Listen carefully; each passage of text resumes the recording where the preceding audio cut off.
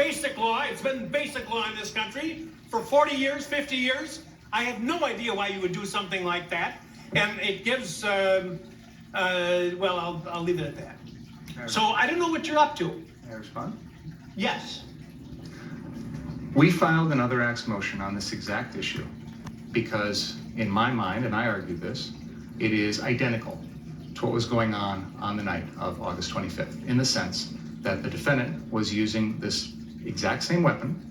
He was using it in a manner to try and protect property. No, he wasn't. Your Honor, with all due respect, I'm not going to rehash the motion. Yeah, that's absolutely untrue. No. Your argument's of record.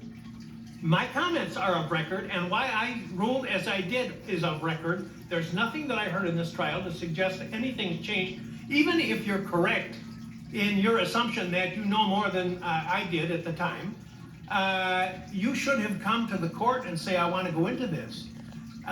Why you would think that you could go into it without any advance notice to the court, I don't understand that. And as the defense is pointing out, you're an experienced trial lawyer, and this should not have been gone into.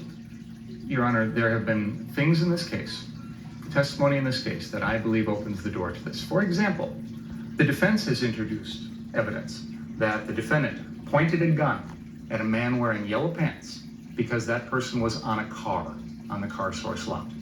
Now, there's no justification that I can think of why the defendant would point that gun at someone. The defendant has just testified this morning that he agreed with that person in the yellow pants, that he pointed the gun at him. He said, I was joking when I said that to the guy in the yellow pants, but he said, he's acknowledged that he told the person in the yellow pants, yeah, you're right. I did point a gun at you when you were sitting on a car.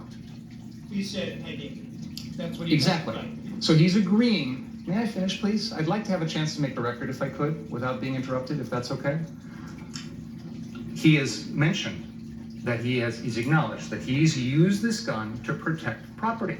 He's also just acknowledged that he knows he can't do that. I am attempting to impeach him now with the prior August 10th incident, 15 days prior, involving the same gun, where he is threatening to use that gun to protect property. It goes... He had the gun with him. Your Honor, he is saying he wished he did so he could shoot people. You know, there's a lot of difference between commenting about something when you haven't got a gun and threatening someone when you do. You know, it's interesting, Your Honor, because the entire defense theory in this case is Joseph Rosenbaum, who was unarmed. Can you tell me what the defense theory of the case is? I want... May I respond to what you just said, Your Honor? I'd like to respond to what you just said. I apologize, Madam Court Reporter, but I'd like to try and make a record without anyone interrupting me, if that's okay. I believe that there is a central part of this case that Mr. Rosenbaum is making threats that he has no ability to carry out. So, to your point, Your Honor, you're arguing that this August 10th incident, one aspect of why you don't believe it's relevant is the defendant didn't have the gun with him. This case is about someone who didn't have a weapon, and yet the jury is being told because of those threats, that means the defendant has to defend himself. So, with all due respect, Your Honor, mere verbal threats have already been shown to this jury and used as a basis for someone's subsequent actions. I am attempting with the defendant to use his mere verbal threat on August 10th, 15 days prior, that he's going to shoot shoplifters with his AR-15 to impeach the defendant in a murder trial. I would ask the court's forbearance to do that. I apologize, Your Honor. You're right. I probably should have brought this to your attention earlier. I may have misunderstood your ruling because I thought your ruling was if the evidence in this case made that more relevant, you would admit it or at least consider it its an admittance. I believe, based on the evidence that we've heard, and more specifically, exactly what the defendant said earlier about admitting pointing a gun at someone who was merely jumping or sitting on a car, that the door is open now to this testimony. And I continue to believe that his state of mind, his intent, his belief as to self-defense is the core of this case. That was the basis for my motion. You were strongly inclined against it. I understand that. But now we're in the middle of trial, and there's been a lot of evidence that's come in that I think makes this relevant. So I'm attempting to impeach the defendant on his beliefs. I believe I'm entitled to impeach the defendant on his beliefs and on his statements. I'm going to interrupt you now because you're talking about his beliefs. I think that's what they call his statements do, Your Honor. Because he just said, can't use deadly force, can't threaten to use deadly force to protect property. So now I'm impeaching him on that. Your Honor, the court has seen no reason to change its ruling. And just so this record is clear, in spite of the lengthy statement by Mr. Binger, before we started today, the court specifically stated in Mr. Binger's presence, there's been nothing to have me change any of my rulings. There have been numerous occasions during this trial where they've opened the door. The one time when they're going into Mr. Rosenbaum's prior reason he doesn't like guns, and I said something, I whispered in Mr. Krause's ear, it's because of the prior convictions. Please stop, and he did. He knows if you're going to go into something that's been excluded in a pretrial order, you better ask the court, you better get permission. This is ridiculous.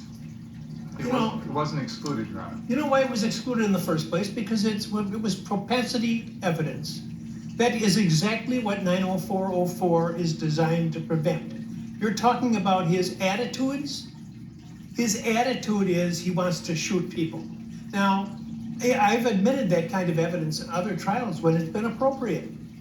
I didn't admit it in this case because, to me, what I've heard in this trial, and by the way, Mr. Richards absolutely correctly points out that just hours ago, I said I had heard nothing in this trial to change any of my rulings. So why? Testimony, Your Honor. Pardon me? That was before the defense Don't testimony. get brazen with me. You knew very well. You know very well that an attorney can't go into these types of areas when the judge has already ruled without asking outside the presence of the jury to do so. So don't give me that.